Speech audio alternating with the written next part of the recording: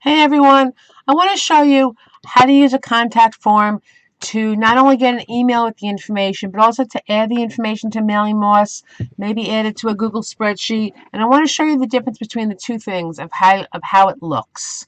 So here we go. So I took a regular plain empty website. I just put a little text here and I made a form. So I'll show you how I did it. I went into Elements. I called first name. I went in here. You'll see I called it F name. All of them are not visible. My placeholders are, say, first name, last name, email, and today's date. So I'm going to say confirm. Next thing I'm going to do is I'm going to right click and go to configure. And I'm going to show you the default first. And then I'm going to show you how you can use Zapier for both of them. Okay, so the default here, I'm going to take this out right now, is we're going to use post here. And for right now, we're just going to put something here. And we're just going to say google.com. We're going to change this in a minute and you'll see. Okay, so the next thing I did is I went into my Google Forms and I made a Google Sheet and I called it Builderall Contact Form Test. I have the same form, the same spaces, first name, last name, email, and today's date. And you'll see how we're going to populate this. The next thing you want to do is go into Zapier. If you don't have a Zapier account, you can do that. If you only want to do one step, like take it from the Builderall form to get it into Google Sheets or to just get it into Mailing Boss, you can do that for free. If you do more than one step, then you have to have a paid account. So I have a paid account.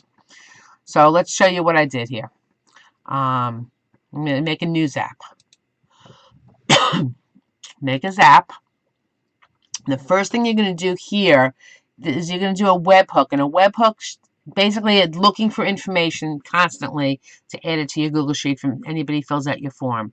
So we're going to click on webhooks. We're going to do catch hook because we want to post, right? See here? Save and continue. Now, do you see this? You want to copy it. And we're going to go back into our editor and go back to edit. And here, where I just put that as a space holder, I'm going to copy that there and hit confirm. And save. And save again. Now I'm going to go back into Zapier.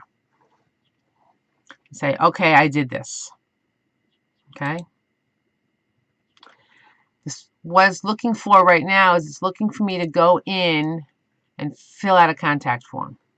So let's go back for a second. Okay. We have to go to here. Let me just click on here. And I'm just going to put my information. Bonnie Rogers, Bonnie's Herbals, and today's date is May 16th. I agree. Let's put this up. Now you see this ugly page right here? This page you can't avoid when you are using it on this default.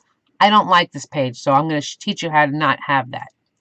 So we're going to have to close this. But you'll see that now I got this information in here, right? Now let's hit continue. And my Zap lacks an action step, right? So let's add one now. We want to add it to a Google Sheet. We're going to create a spreadsheet row, and we're going to save and continue.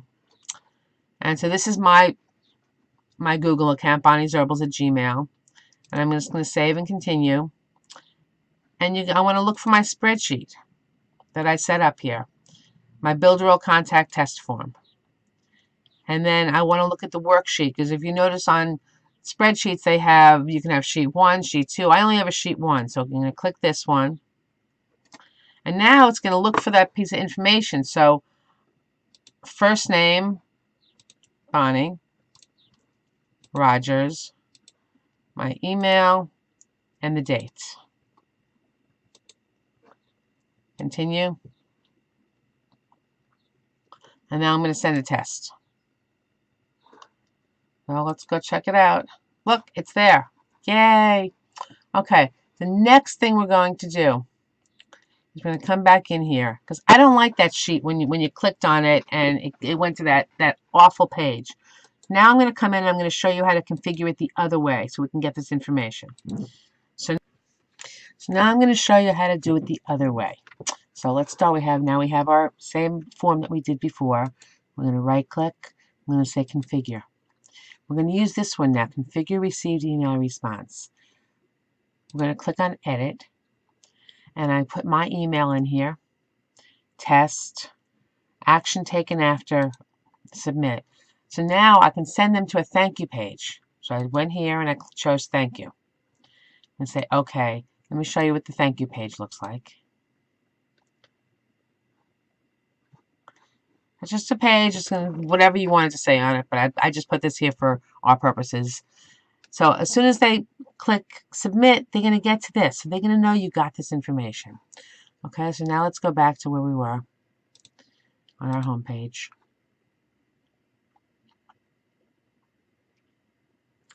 We have our form here. So the next thing that we're going to do is we're going to go right into, we're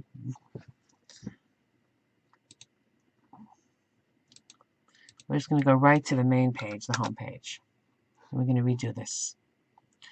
So now what we're going to do is we're going to just put in my information here and today's date, and we're going to say I agree, and we're going to submit it.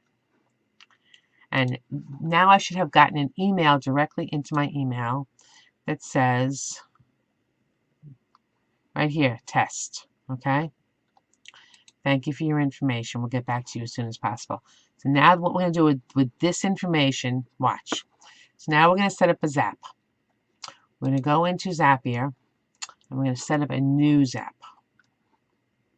My Zaps, make a Zap. So now instead this time of going into webhooks, we're going to start differently.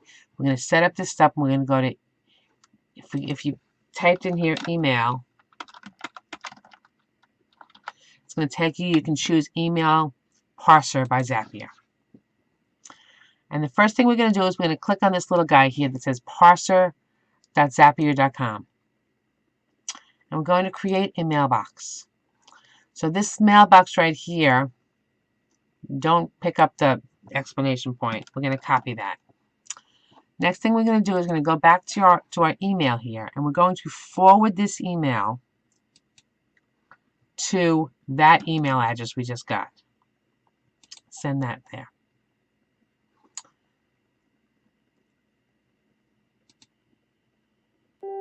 Not this one. We're going to go back to this one. And we're going to refresh the page. Look for our email. Here's our email. It's got all this kind of crap that I have for my signature file, but it's here.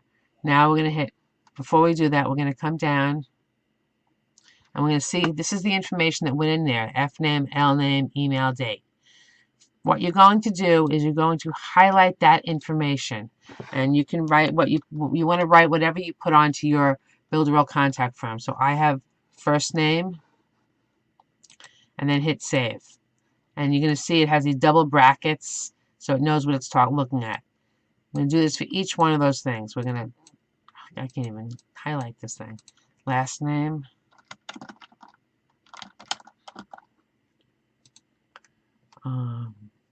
Email. And date. As soon as we have all four of these things highlighted in these double brackets, we're going to hit Save Address and Template. Okay. Next thing we're going to do is go back into our Zap. And the new email it triggers, I'm going to say Save and Continue. And I'm going to make sure that that account was connected. Say Authorize. You can see I did a bunch of tests here first. Save and Continue. Now we're going to look here, and this is the last one we just did. Okay, continue. And this is the email that I pulled in. So here's our information. Okay, hit continue. Now we have to add an action step, right? So we're going to add one now. We're going to say Google Sheets. And we're going to create a spreadsheet row on that same Google Sheet that we had done before. Save and continue. Save and continue. Now we're going to come back to that same sheet that we did before, which I had deleted the information we had in there already. Sheet 1, just like before.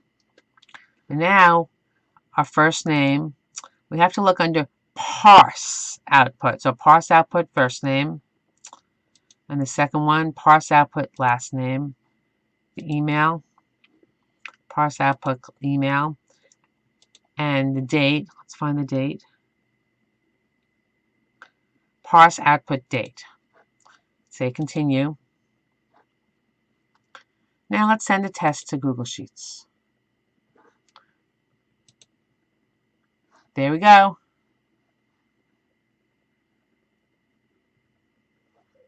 We got that in there. Then the next thing we're going to do, we're going to come in here, and we're going to add another step. Now we're going to add it to Builderall, into our mailing boss list. We're going to hit save and continue. And I want the mailing boss that is under my account.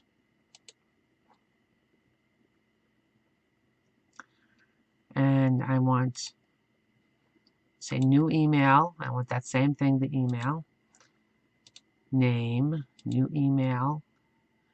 First name. We'll just put all these pieces in here. Last name. And we don't have a phone number here, so that's fine. The list, we want the list that is for, did I even set up a list here? I don't know. Let's go to call a test.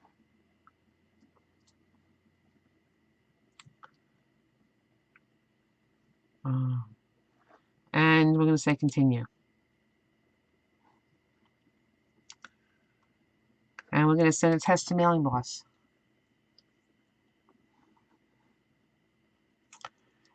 The reason why it's not letting it go in here because I already have me in here. When it says this Eros is not defined, that's what it's doing. But it will work. That's exactly how it works. So I hope this helped. If you have any questions, please let me know. It took me quite a while today to figure out how to do this to make sure I was able to take all the information. When I did my original test, I did it with like 10 different columns in a contact form and in a spreadsheet rather. So it works, and it's not as hard as you think. Now that I know how to do it. Hey guys, one last step I really forgot. Take that Zapier email that we got, that we were going to do, copy it, go back into your HTML editor, go back into configure, go back to edit, and when you're going to, instead of just sending it to myself here, I'm going to copy it, and I'm going to copy it there, and then confirm, because now whenever an email goes directly here, instead of me having to go in and manually forward it to get it into there, it's going to automatically get the email and connect it right into your Builderall contact form. Sorry about that, so I hope that helps. And also, if you want to set your success message here, you can write something like, thanks, for filling out our form, blah blah blah blah. Any questions? Just holler.